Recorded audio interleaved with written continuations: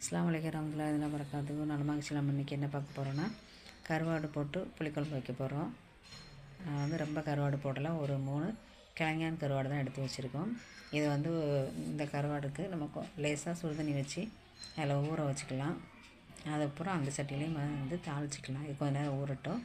நம்ம அடுத்து தாளிச்சிக்கலாம்.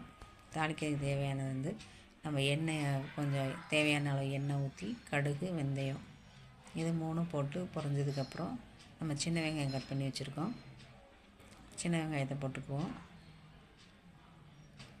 இதில் நம்ம என்னென்ன போட போகிறோன்னா, காய், கத்திரிக்காய், முருங்கைக்காய், வெண்டைக்காய், தட்டைப்பயிர், கருவாடு எல்லாம் போட்டு ஒரு குழம்பு வைக்க போகிறோம்.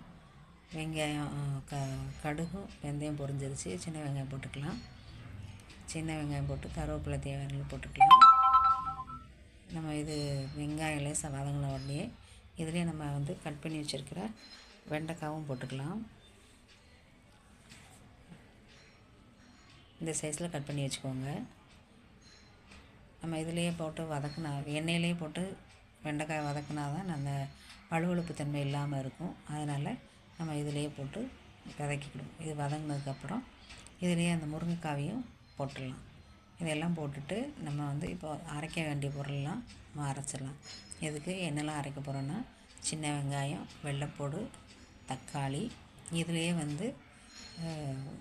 தனி மிளகாய் பொடி, மல்லிப்பொடி, மல்லி, சீரகம் எல்லாம் சேர்த்து அரைச்சி வச்சுருக்கோம்.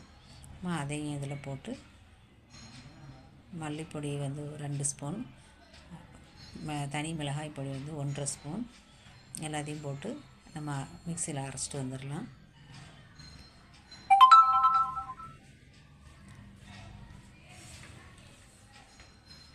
முருங்காயையும் போட்டு நம்ம நல்லா கிண்டி விட்டுக்கலாம். அது வேகிற டயத்தில் நம்ம அரைச்சிட்டு வந்துடலாம்.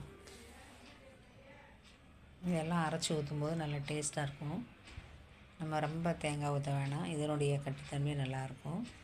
ஒரு சின்ன நெல்லிக்காய் அளவு புளி சேர்த்துக்கோங்க. புளி ஊற வச்சுருக்கேன்.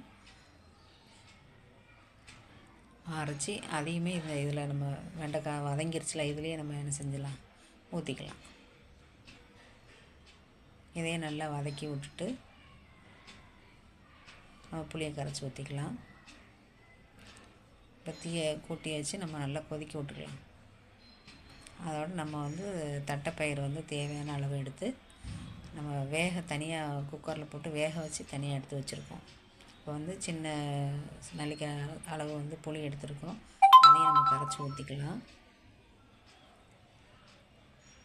புளியை கரைச்சி ஊற்றிக்கிட்டு தேவையான உப்பு எல்லாத்தையும் போட்டு நம்ம நல்லா இதை வேக விட்டதுக்கப்புறம் நம்ம வெந்நீரில் போட்டு வச்சுருக்கோம்ல கருவாடு, அதை நல்லா சுத்தம் பண்ணி வச்சுருக்கோம். அதையும் நம்ம எடுத்து வச்சுக்கலாம். இப்போ இந்த காய் வேகட்டும். வேகிறதுக்குள்ளே நம்ம கருவாடை சுத்தம் பண்ணிடலாம்.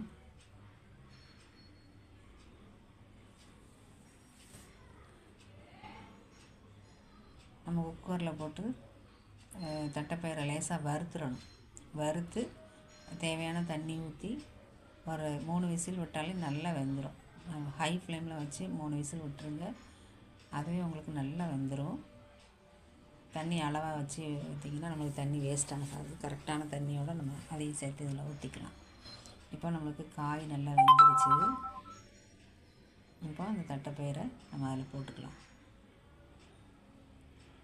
தண்ணி கொஞ்சம் பத்தலை, கொஞ்சம் தண்ணி நம்ம ஊற்றிக்கலாம்.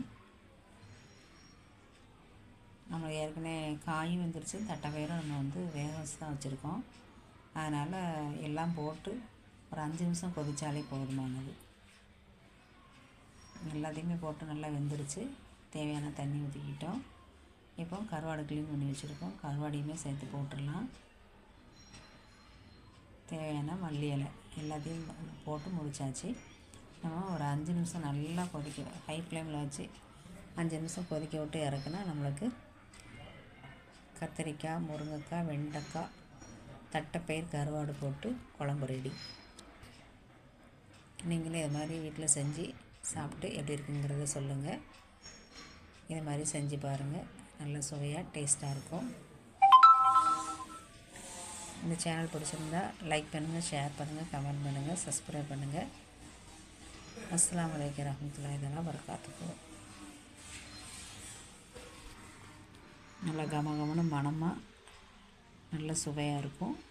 செஞ்சு பாருங்கள். பார்த்துட்டு எப்படி இருக்குங்கிறத சொல்லுங்கள்.